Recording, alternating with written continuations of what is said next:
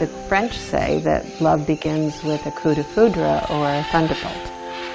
Mine began with a hurricane. 1992, my daughter and I heard the call of a wild macaw in the mangrove across the street.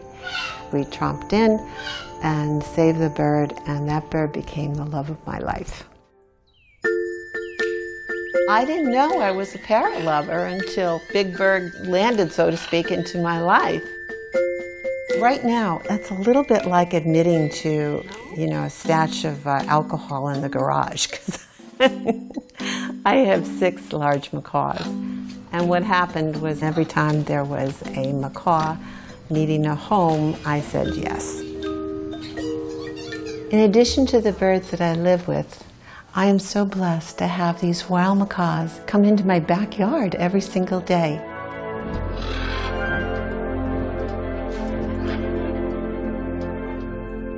The first day they arrived, I was cleaning cages out in the patio, and the funny thing was is my blue and gold macaw gave out the macaw greeting call, but then she said for good measure, "Hello, pretty birds." So I guess in Miami it pays to be bilingual.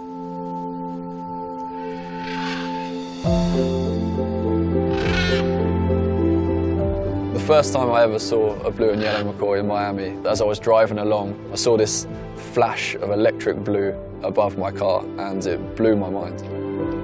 It was my first ever week in Miami, and it really introduced me to what a fabulous place it is. It was mental. I even rang home to talk about it. The great thing about Miami, right, is that those things keep happening. The non-native parrot community in South Florida is absolutely wild. There's more than 10 species which are fairly abundant and easy to observe. They all interact with each other and with native species. It's really a unique situation.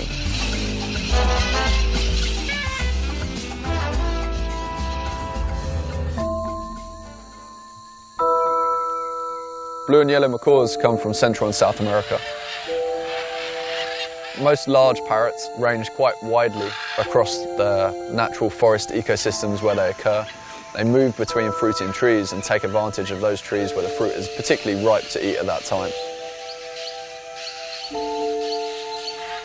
In Miami, that can be replicated fairly well because there's a lot of ornamental tropical plants scattered across the city.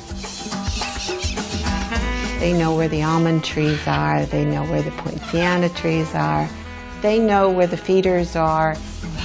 If it's nesting season, I'll get them in pairs or one a couple of times a day. But this time of year, they can get as many as 11 or 12.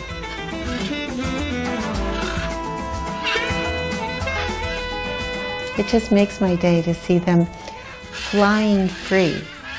And that's why I'm so distraught that this magnificence is going to be lost, that these birds are not going to be anymore.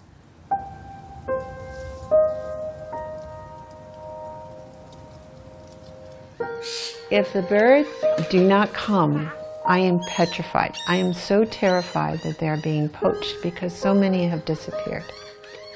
In the 8 years since 2010, they've gone from 44 down to 12. There are ads in Craigslist, parrots wanted. It's a big business down here. It is a vile, horrible, big business.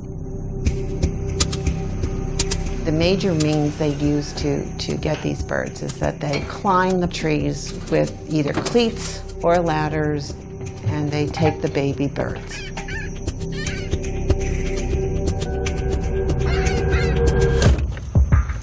The other method they use is they buy $300 net guns on eBay, and they shoot a net 35 feet in the air.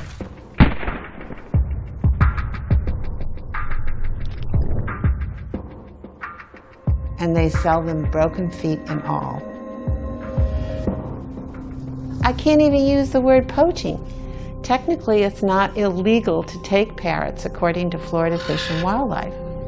As a non-native species, it's not illegal to take them. But philosophically, I don't think it's a great idea. Not all non-native species are necessarily invasive. An invasive species is a non-native species that enters an ecosystem and presents a direct threat to a native species. The macaws in Miami have been here a few decades, and they've also been observed to nest in South Florida.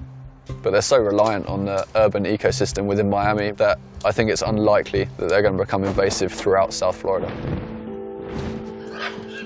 These are wild birds, whether they're in the native range or not. These are wild birds. They have grown up in the wild and they eat and they nest in the wild. I will use the word poaching, because what else is it? To take something, a magnificent wild animal from its mates, from its flock, from its habitat, and lock it into a cage, usually for breeding, and never let it out again. It's cruel beyond belief.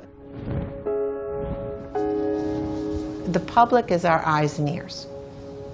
Report poachers. If you see somebody with a ladder and a neck gun, you need to call the police. Coral Gables, Pinecrest, Coconut Grove, Key Biscayne, we all have bird sanctuary laws that protect the parrots. We should enforce the bird sanctuary laws. They aren't being enforced. Miami is one of the best places in the world. There's tropical lizards, there's tropical birds, there's tropical plants. And I definitely think Miami would lose part of its charm if the macaws were to disappear. Parrots should be parrots, and that means that if they're a pet parrot, they have a loving, caring home. But if they're wild parrots, they should be free. These birds are my life. They are my loves. I must have a strong maternal instinct that I just want to keep them safe and keep them sound and keep them fed and keep them flying. I want them flying free.